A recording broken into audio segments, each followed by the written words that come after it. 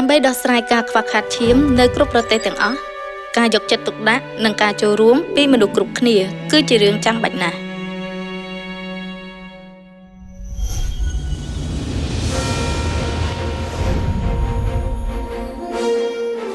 អង្គការមូលនិធិ We Love You អន្តរជាតិដែលដឹកនាំដោយអគ្គនាយិកាសាំងគីចាគឺជាអង្គការក្រៅរដ្ឋាភិបាលមួយដែលសហការជាមួយ UNDGC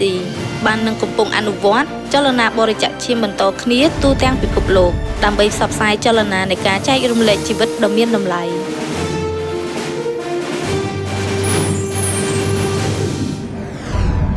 នៅឆ្នាំ2004មូលនិធិ We Love You បានចាប់ផ្ដើមចលនាបរិច្ចាគឈាមបន្តគ្នាតាមបំណងរបស់អគ្គនាយិកាសាំងគីចាដែលមិនចង់ឲ្យអ្នកណាម្នាក់បាត់បង់ជីវិតដោយសារការខ្វះខាតឈាមនោះឡើយ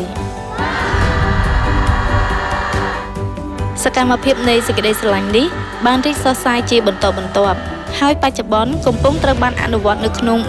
198តំបន់នៃ51ប្រទេសជុំវិញពិភពលោកគ្រាន់តែផ្ញើរូបដំណក់ឈាមឡើងលើវានឹងក្លាយជារូបបេះដូងចលនាបរិច្ចាគឈាមបន្តគ្នាគឺជាសកម្មភាពដ៏មានតម្លៃណាស់ដែលសង្គ្រោះជីវិតនិងជាពន្លឺនៃក្តីសង្ឃឹមដល់មនុស្សជាតិ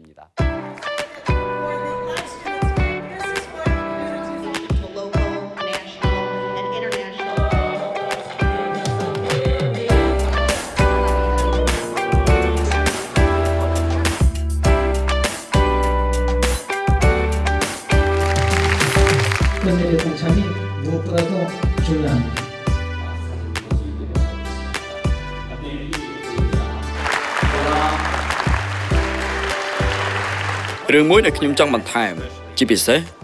ចំពោះបណ្ដាប្រទេសនានាអង្គការក្រៅរដ្ឋាភិបាលនិងសកម្មភាពរដ្ឋាភិបាលគឺសូមឲ្យចូលរួមជាផ្នែកមួយនៃអង្គការក្រៅរដ្ឋាភិបាលនេះអ្នកដទៃគ្រាន់តែនិយាយពីវាប៉ុន្តែអ្នកស្ម័គ្រចិត្តគឺជាអ្នកដែលបានធ្វើអ្វីៗមិនត្រឹមតែរៀបចំកម្មវិធីប៉ុណ្ណោះទេអរគុណដែលស្រឡាញ់សហគមន៍ខ្ញុំដោយក្តីស្រឡាញ់របស់ម្ដាយ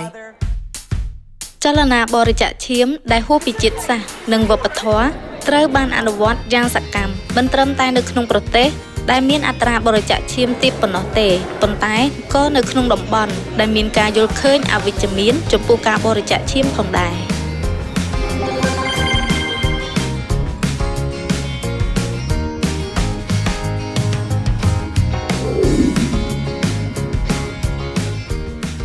ខ្ញុំសូមឆ្លៀតឱកាសនេះថ្លែងអំណរគុណដល់អង្គការមូលនិធិ We Love You អន្តរជាតិនិងអគ្គនាយិកាសង្ឃេចាចំពោះការបដិញ្ញាចិត្តជាបន្តបន្ទាប់ក្នុងការជួយសង្គ្រោះជីវិតតាមរយៈចលនាបរិច្ចាគឈាមបន្តគ្នាជុំវិញពិភពលោក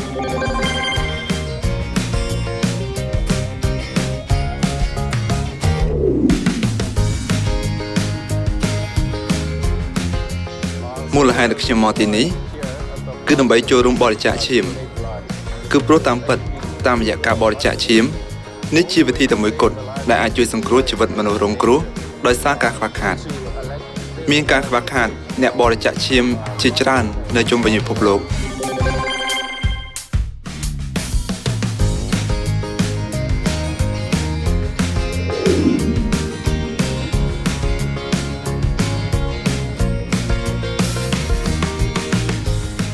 យើងនៅទីនេះនៅអេក្វាឌ័រពិតជារំភើបចិត្តណាស់ហើយអរគុណណាស់ចំពោះការគាំទ្រកិច្ចសហប្រតិបត្តិការទាំងអស់ដែលអ្នករកគ្នាតែងតែផ្ដល់ឲ្យនៅទីនេះដល់ប្រទេសរបស់យើង You're watching ABC4 News. And you have Cindy Rogers here from the International We Love You Foundation. 국제 We Love You 운동본부 회원 International We Love You Foundation volunteers are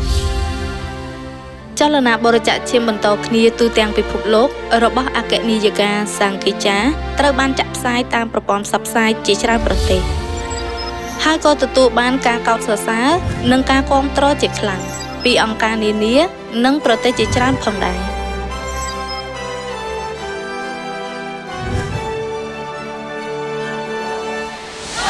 ចលនាបរិច្ចាគឈាមរបស់អគ្គនាយិកាសាំងគីចាគឺជាសកម្មភាពសង្គ្រោះជីវិត